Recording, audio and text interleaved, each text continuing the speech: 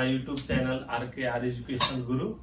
आज हम एक ऐसा टॉपिक पे बात करेंगे जो हर कोई, आप लोग सभी कोई सुना होगा, लेकिन उसके पीछे क्या साइंटिफिक रीजन है उसका चर्चा करेंगे हम। जैसे आप लोग हर कोई गांव में या शहर में सुनते होंगे कि नमक खा करके नमक हराम नहीं होना चाहिए। मतलब आप अगर किसी का नमक खाए हैं तो आपको उसके साथ नमक हरामी नहीं करना चाहिए, उसको भूलना नहीं चाहिए, उसके साथ डिसऑनेस्ट नहीं होना चाहिए। तो ये कहावत जो है ऐसा क्यों है, तो इसके पीछे क्या साइंटिफिक रीजन है, तो इस चीज का हम आज जिक्र करेंगे। तो यहाँ पे देखते हैं कि ऐसा नहीं कि ये फिलोसफी है बोल दिए, मतलब इरेशनल, अनसाइंटिफिक, इलॉजिकल बात कर रहे हैं। यहाँ पर जो भी होगा एक सीधे एक साइंटिफिक रीजन है। इस फिलोसफी के पीछे क्या रीजन है कि भाई अगर किसी का नमक खाए हैं तो आपको नमक हरामी नहीं करना चाहिए। तो आइए हम देखते हैं। देखिए, इसको समझने के लिए, इस कंसेप्ट को समझने के लिए दो चीज को नॉलेज होना चाहिए, एक नर्व इंपल्स और दूसरा कार्डियक एक्टिविटी। तो ये वाला जो कार्डियक एक्टिविटी मतलब हार्ट कैसे काम करता है, हार्ट जब एक्टिव रहता है, जब हार्ट काम करता है, जब आपका दिल काम करता है, तो आप इस तरह से ग्राफ देखते होंगे, कितना मूवी में दिखाता है या फिर इस तरह का चीज, PQRST वाला ग्राफ आप देखे होंगे। ECG जब बेसिकली ECG जब करवाते हैं आप, इलेक्ट्रोकार्डियोग्राफ ECG जब करवाते हैं तो आपका हार्ट के बारे में बताता है कि आपका हार्ट कैसा है, कैसा फंक्शनिंग कर रहा है, सही तरीके से काम कर रहा है कि नहीं कर रहा है। तो यहाँ पर इस चीज को समझने के लिए हमको कार्डियक एक्टिविटी, आपका हार्ट किस तरह से वर्क करता है, उसका जो ग्राफ के थ्रू क्या कंसेप्ट है वो समझना होगा। उसके बाद नर्व इंपल्स का कंसेप्ट समझना होगा। और ये दोनों जब समझिएगा तभी पता चल पाएगा कि ये कहावत जो फिलॉसफी है कि नमक अगर किसी का खाएं तो नमक हरामी नहीं करना चाहिए। तो पहले आइए एक एक करके हम लोग पढ़ते हैं। सबसे पहले कार्डियक एक्टिविटी के बारे में पढ़ते हैं। आपका जो दिल है वो किस तरह से उसका एक्टिविटी को ग्राफ के थ्रू हम कैसे रीड करते हैं। देखिए, बहुत सिंपल में, ज्यादा कॉम्प्लेक्स नहीं जाएंगे। ये आप देखेंगे जब ECG जब होता है तो इस तरह का ग्राफ दिखाता है, ठीक है। तो हम लोग को बहुत समझ में नहीं आता है भाई PQRST रहता है लिखा हुआ, क्या मतलब है इसका, लेकिन इतना समझ में जरूर आता होगा कि अगर आपका चाहे फिर कोई मूवी जब आप देखते हैं तो मूवी में दिखाता है क्या, इस तरह से ग्राफ इस तरह से बन रहा है, और जब कोई हीरो जब डेथ कर जाता है तो उसका जो ग्राफ है इस तरह से हो जाता है, इस तरह से स्ट्रेट लाइन। जब आपका स्ट्रेट लाइन हो गया, जब आपका जो ग्राफ का जो इस तरह से अप एंड डाउन हो रहा है वो नहीं हो करके एक स्ट्रेट लाइन हो जा रहा है, तब समझिए कि आपका जो कार्डियक है, आपका जो हार्ट है वो वर्क नहीं कर रहा है, रेस्ट में चला गया, जिसको आप कहते हैं कार्डियक रेस्ट। अगर इस तरह से हो जाता है तो उसको क्या बोलते हैं, कार्डियक रेस्ट, कार्डियक रेस्ट बोलते हैं। तो कार्डियक रेस्ट क्यों होता है, कार्डियक रेस्ट में आदमी क्यों मर जाता है, अब ये वाला बात है। जब ये स्ट्रेट लाइन का मतलब होता है डेथ, ऐसा क्यों होता है, तो सिंपल सा रीजन होता है कि जब अब हार्ट के बारे में थोड़ा सा नॉलेज तो होगा ही कि इस तरह से,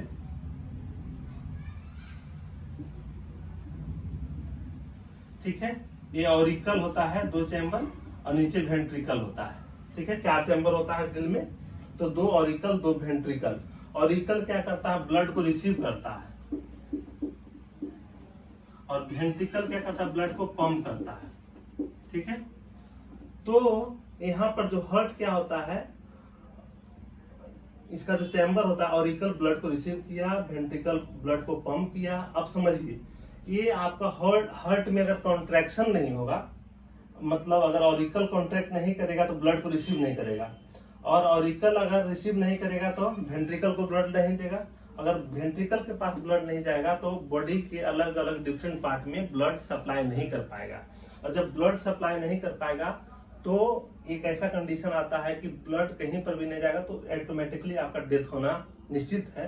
तो उसी तरह से ये जो ग्राफ स्ट्रेट हो जाता है तो उसको कहते हैं कार्डियक रेस्ट, जिसको आप जैसे बोलते हैं कि रेस्ट इन पीस हो गए, तो वाला चीज कि आप रेस्ट इन पीस नहीं होना है, तो उसके लिए क्या है भाई, कार्डियक रेस्ट में नहीं जाना है। तो कार्डियक रेस्ट में नहीं जाने के लिए क्या करना चाहिए कि आप किस तरह का आपका जो सेडिमेंट्री लाइफ स्टाइल नहीं होना चाहिए, मतलब कि ऐसा नहीं कि आराम से एक जगह बैठे हुए हैं, पूरा फैटी मटेरियल ले रहे हैं, कोई एक्सरसाइज नहीं करे। बहुत सारा रीजन है इसका, अलग से हम डिस्कस करेंगे। तो सिंपली आप समझिए कि कार्डियक रेस्ट का क्या रीजन है। तो आपका जो ऑरिकल है, ऑरिकल कॉन्ट्रैक्ट नहीं किया, ऑरिकल नहीं कॉन्ट्रैक्ट करेगा तो फिर वेंट्रिकल के पास ब्लड नहीं जाएगा, वेंट्रिकल के पास नहीं जाएगा तो बॉडी के पास नहीं जाएगा, और बॉडी के पास नहीं जाएगा तो डेथ आपका निश्चित रूप से कंफर्म। अब समझिए, तो कहिएगा कि यहाँ पे नमक खा के नमक हराम होना, तो फिर इसका क्या लॉजिक है? इसका लॉजिक यहाँ से आता है कि जब हम लोग नमक खाते हैं, जब आप नमक लेते हैं, नमक मतलब नमक का केमिकल नेम सोडियम क्लोराइड है। तो जब सोडियम क्लोराइड है, जब इसको आप ब्रेक कीजिएगा,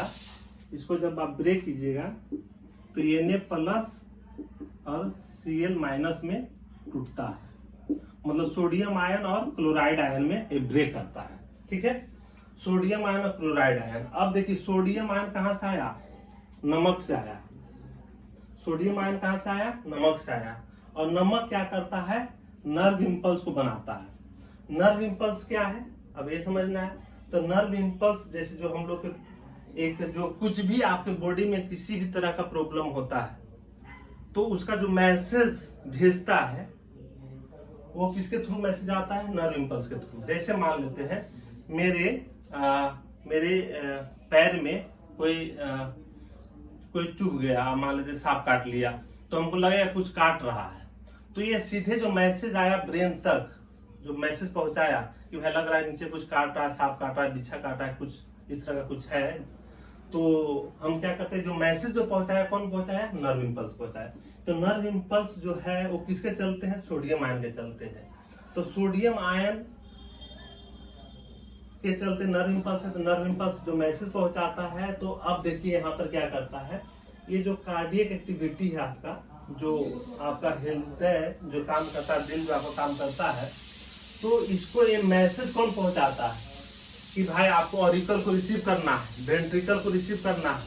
इस तरह का जो मैसेज पहुंचाने वाला कौन होता है? Nerve impulse. तो नर्व इम्पल्स किसके चलते होता है? सोडियम आयन के चलते। तो सिंपली सोचिए, अगर सोडियम आयन, अगर नमक नहीं होता तो सोडियम आयन नहीं होता। अब सोडियम आयन नहीं होता तो नर्व इम्पल्स नहीं बनता। नर्व इम्पल्स नहीं बनता तो फिर आपका जो ऑरिकल और वेंट्रिकल है, इसमें कॉन्ट्रैक्शन नहीं होता। इसमें क्या नहीं होता? कॉन्ट्रैक्शन नहीं होता। और जब कॉन्ट्रैक्शन नहीं होता तो आपका क्या हो जाता? कार्डियक रेस्ट हो जाता।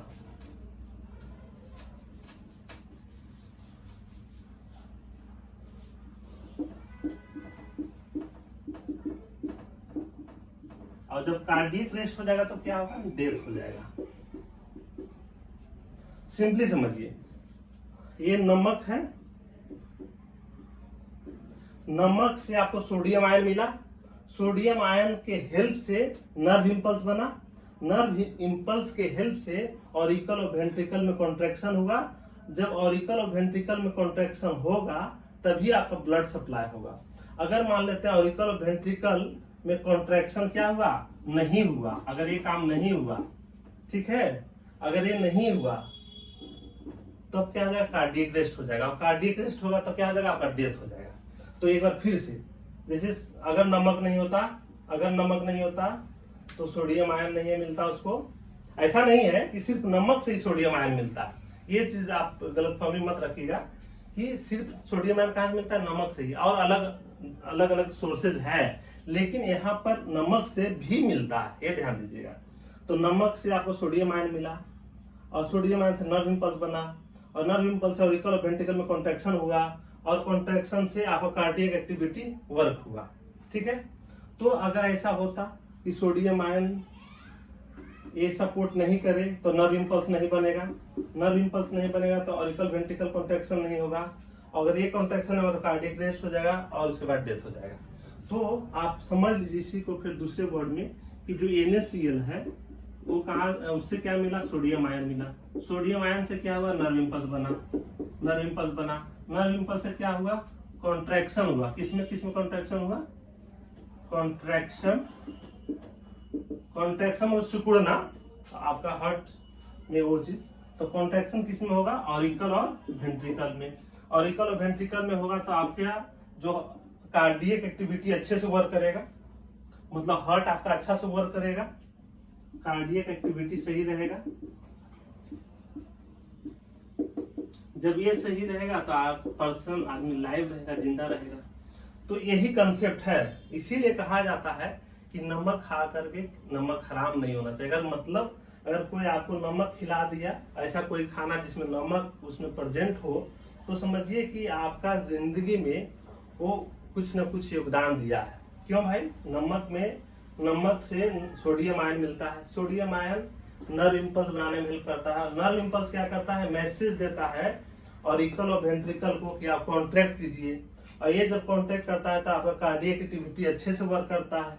इस तरह से वर्क करेगा कार्डियक एक्टिविटी, और आप जिंदा रहते हैं। अगर इसका जस्ट अपोजिट आप सपोज मान लेते हैं ऐसा, और ये चीज हम बार बार कह रहे हैं कि सोडियम आयन सिर्फ NaCl से ही नहीं मिलता है, लेकिन सोडियम आयन इससे मिलता है, इससे भी मिलता है। इसीलिए कहा गया कि आपका किसी का नमक खाएं तो नमक खराब नहीं होना चाहिए।